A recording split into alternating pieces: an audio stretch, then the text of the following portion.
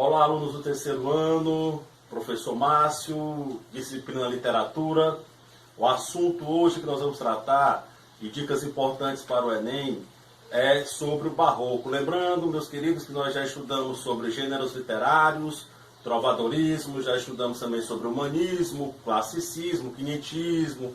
Lembrando, Padre José de Anchieta e a importantíssima carta de Pero Vaz de Caminha, que sempre, constantemente, questões sobre o quinhentismo estão sendo abordados nas últimas provas do Enem, certo? Questões aí que envolvem o quinhentismo, especialmente a relação entre a literatura informativa e a literatura de catequese, destacando especificamente a carta de Caminha e o Padre José de Anchieta.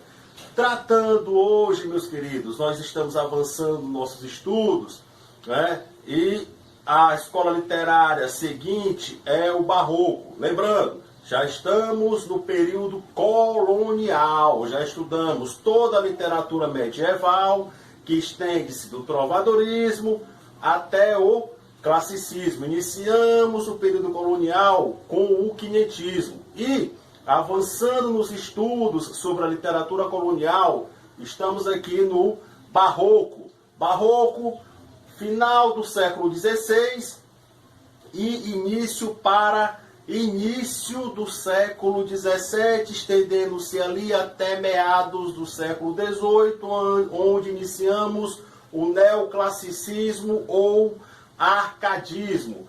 Então, o Barroco, ele é também chamado de seiscentismo. Por quê, professor? Ora, porque ele inicia ali, especificamente, no final do século XVI para início do século XVII. Então, o Barroco, ele recebe também esse nome de seiscentismo ou Barroco.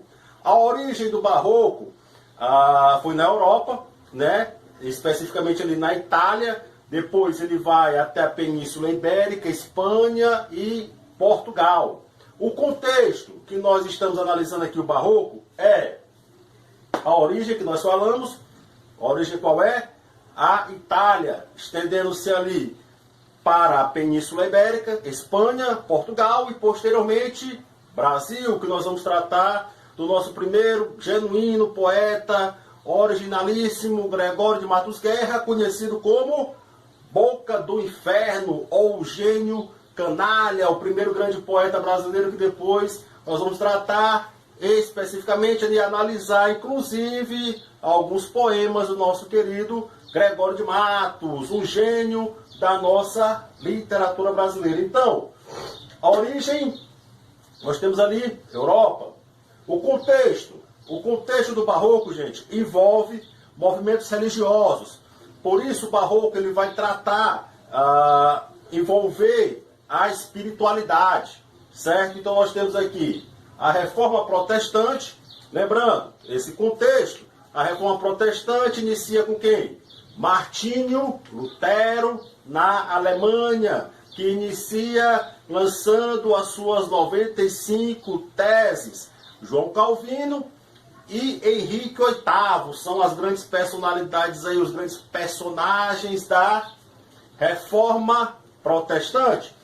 A Igreja Católica, não aceitando essa ruptura que ocorreu na cristandade, a Igreja Católica, então, reage contra o movimento reformista e lança o que nós chamamos de Contra-Reforma Católica, ou seja, um movimento que vai se opor à Reforma Protestante, certo? Então, e o Concílio de Trento, que foi a reunião das autoridades da Igreja na cidade de Trento, na Itália, na qual decidiram o quê?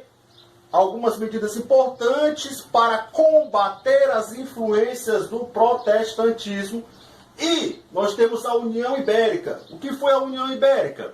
Foi o domínio espanhol sobre Portugal. Por quê? Porque o rei Dom Sebastião desapareceu.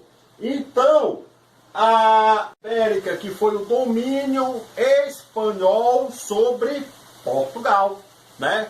A União Ibérica durou aproximadamente ali 60 anos, certo? Domínio espanhol sobre Portugal, tá bom? E no Brasil, professor? No Brasil, nós vamos iniciar no século XVII o predomínio da economia açucareira, o que os historiadores mais tradicionais chamam de ciclo da cana-de-açúcar, né? Quais são os principais produtores de cana-de-açúcar nesse período? Pernambuco.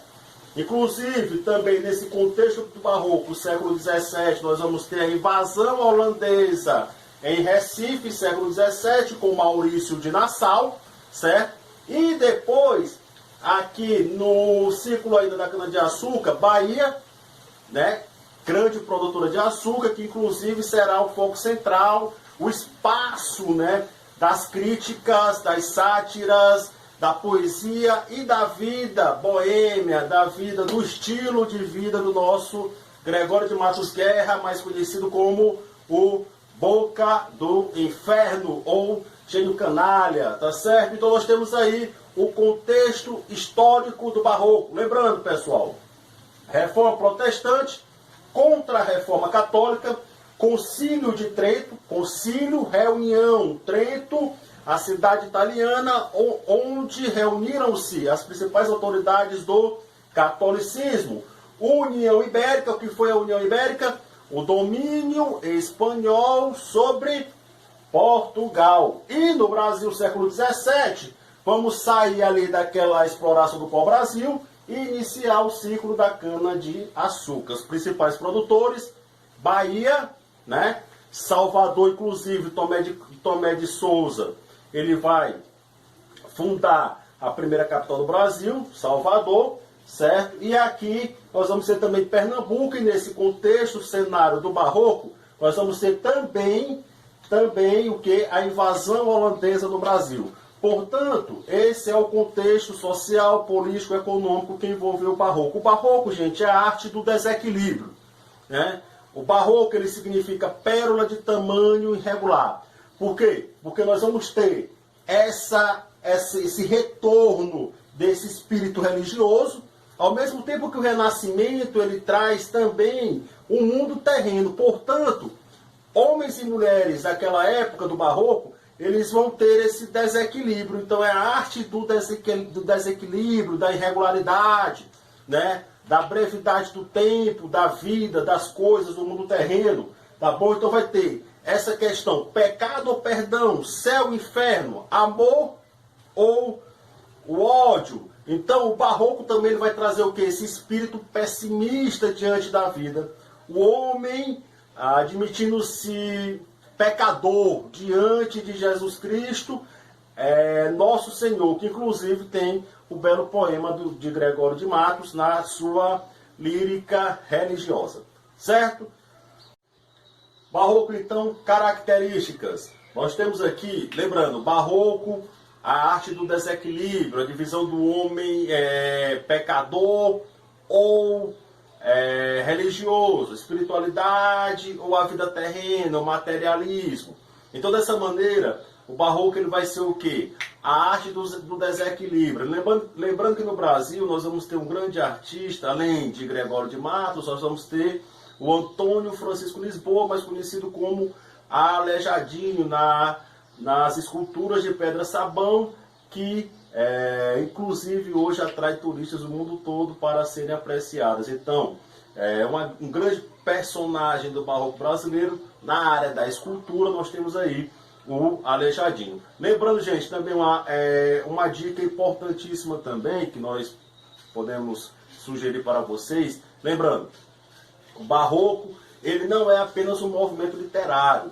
O Barroco, ele desenvolveu-se também na música, na arquitetura, na literatura, na escultura. Então ele é um movimento artístico, ele é um movimento amplo, né? Que ele traz essa mentalidade, que ele traz essa questão da espiritualidade, esse retorno para o mundo espiritual, teocêntrico, medieval. Então o Barroco ele representou o retorno a esse mundo medieval espiritual. Certo? Vamos aqui a algumas características importantes que nós podemos destacar dentro da poesia barroca. Primeiro ponto importante, o dualismo. O que foi o dualismo? É essa questão que eu falei para vocês. Carne ou espírito? Espiritualidade ou materialismo? O pecado ou o perdão? Certo? Então, há isso e questões, várias questões que nós podemos abordar, sempre vem com esse termozinho aqui, com esse termo chamado de dualismo, que é o pecado, perdão, carne, espírito, materialismo ou o amor de Jesus Cristo. Então, lembrando, o homem barroco é chamado de bifrontismo, né? Exatamente porque vai apresentar essa divisão entre carne e espírito. Conflitos e descontentamento. O homem barroco ele é pessimista diante da vida terrena. Ele vai procurar o que especialmente? Os prazeres mundanos, mas só que depois, né, os prazeres mundanos eles são passageiros, eles são efêmeros, eles são breves. Então é a brevidade da vida. E uma outra característica importante do barroco, que inclusive vai influenciar o arcadismo, é o chamado carpe diem, que é o que aproveite o momento, aproveite a vida, que nós podemos também afirmar que é uma característica importante ali da arte barroca. Por quê? Porque a questão da efemeridade, da brevidade da vida e do tempo, por isso que o homem barroco ele entra nesse conflito, nesse descontentamento, ele é pessimista diante de quê? Da vida terrena, mas ele quer aproveitar. Olha só a contradição. Ao mesmo tempo que ele quer rejeitar essa vida terrena, ele quer também aproveitar o mundo, né? Por isso que ele vai ter esse conflito entre o pecado e o perdão, certo? Na linguagem do barroco, nós também vamos perceber a presença de figuras de linguagem. Quais são essas figuras? Antíteses. Lembrando, gente, as figuras de linguagem são várias. Mas no barroco nós podemos destacar antítese, que é o quê? Ideias contrárias, certo? O amor, o ódio, céu, o inferno. Então, a essa contradição nós chamamos de antíteses. Hipérboles. O que são hipérboles? Ideias exageradas, é o exagero. Também na linguagem do barroco nós vamos presenciar o quê? Essa questão, esse exagero diante da vida, né? Nós chamamos de hipérboles. Metáforas. Metáforas são comparações subtendidas e sinestesias, que é o que? Sinestesias representam sensações auditivas, visuais, enfim, né? ênfase e ênfase no efêmero. É o que nós estamos tratando aqui, especialmente para vocês. A questão da brevidade da vida, da brevidade do tempo. Então o homem barroco ele é esse ser contraditório. As questões relacionadas ao barroco sempre vêm essas expressões, contradição. Olha só, essa palavrinha aqui é marcante. Antíteses, hipérboles, metáforas. Sempre essas questões vão aparecer lá, ou aparecem Enem, questões de vestibular, sempre estão aqui trazendo essas informações. Antíteses, hipérboles, metáforas, efêmero, bifrontismo, efemeridade, certo?